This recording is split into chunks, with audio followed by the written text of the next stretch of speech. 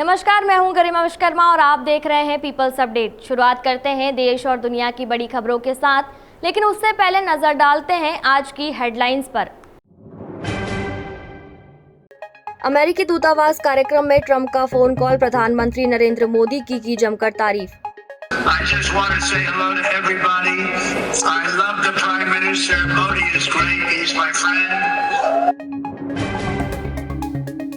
Tushar Sharma case में Supreme Court की टिप्पणी, बयानबाजी पर रोक की सलाह। गुलमर्ग रोपवे में तकनीकी खराबी, हवा में लटके 300 पर्यटक। NEET UG paper leak case में सुप्रीम कोर्ट की सख्ती, एनटीए से मांगा जवाब।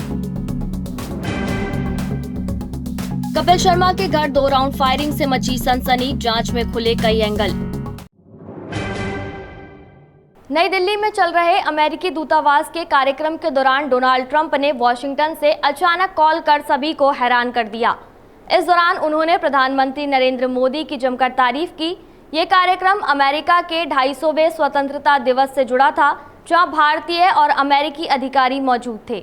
नई दिल्ली में स्थित अमेरिकी दूतावास में एक कार्यक्रम के दौरान अचानक ऐसा मोड़ आया जिसने सभी को चौंका दिया। अमेरिका के 250वें स्वतंत्रता दिवस से जुड़े इस इवेंट में भारत और अमेरिका के कई वरिष्ठ अधिकारी मौजूद थे। इसी दौरान डोनाल्ड ट्रंप ने वॉशिंगटन से फोन कर कार्यक्रम में हलचल पैदा कर दी। उन्होंने प्रधानमंत्री नरेंद्र मोदी की जमकर तारीफ की और कहा कि मुझे भारत से प्यार है।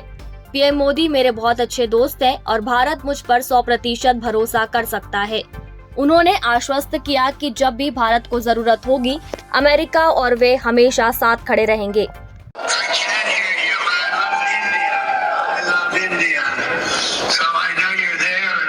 Make a good speech. You have to be representative of our country, Sergio. But I just want to say hello to everybody. I love the Prime Minister. Modi is great. He's my friend. And I just want to say a very, very good evening to everybody. It's morning here and it's evening there.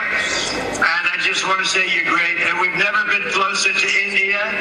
And India can count on me 100% and our country. Bhopal की actress Tushar Sharma मौत मामले में आज supreme court का कड़ा रुख सामने आया है।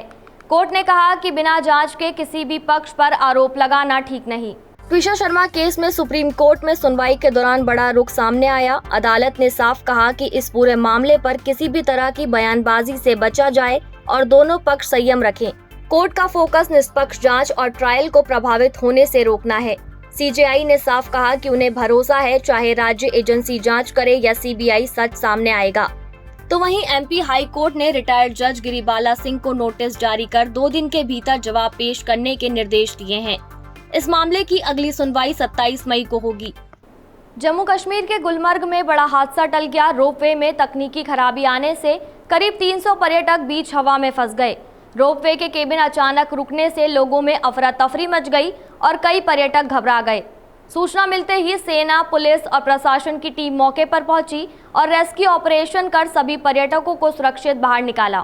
जम्मू कश्मीर के गुलमर्ग रोपवे में सोमवार को अचानक तकनीकी खराबी आ गई, जिससे सैकड़ों पर्यटक बीच हवा में फंस गए। जानकारी के मुताबिक करीब 300 लोग रोपवे के केबिन में मौजूद थे। रोपवे के केबिन रुकते ही कई लोग घबरा गए और चीखने चिल्लाने लगे। तो वहीं जम्मू कश्मीर के मुख्यमंत्री उमर अब्दुल्ला ने कहा कि प्रशासन हालात पर नजर बनाए हुए है। उन्होंने लोगों को भरोसा दिलाया कि सभी पर्यटकों को सुरक्षित निकालने के प्रयास जारी है।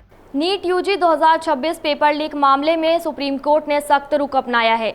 इस मामले में मुख्य आरोपी मनीषा संजय हवलदार को 6 दिन की सीबीआई हिरासत में भेज दिया। अब तक इस मामले में 11 लोगों की गिरफ्तारी हो चुकी है और आगे जांच जारी है।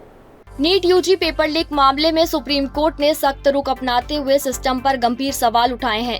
मुख्य आरोपी मनीषा संजय हवलदार को 6 दिन की सीबीआई हिरासत में भेज दिया गया, तो वहीं एनटीए को कड़ी फटकार लगाई।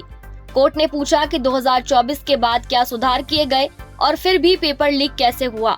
बेंच ने केंद्र सरकार, सीबीआई और एनटीआई से जवाब तलब किया है। इस मामले में अब तक 11 लोग गिरफ्तार हो चुके हैं। कोर्ट ने साफ कहा कि परीक्षा प्रणाली की विश्वसनीयता पर गंभीर सवाल खड़े हो रहे हैं और जल्द ठोस जवाब जरूरी है। मनीषाजी गॉड कोण होतं? मनीषाजी गॉड म्हणून कोण सेव्ह केलं होतं?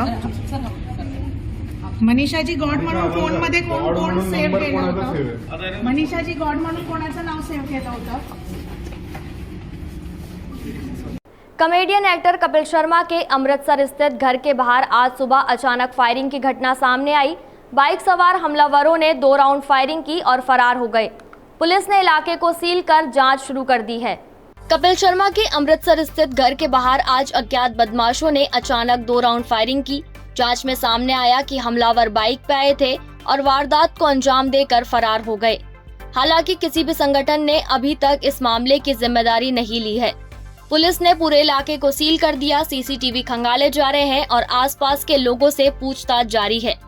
घटना के समय घर पर कौन मौजूद था, इसकी भी जांच चल रही है।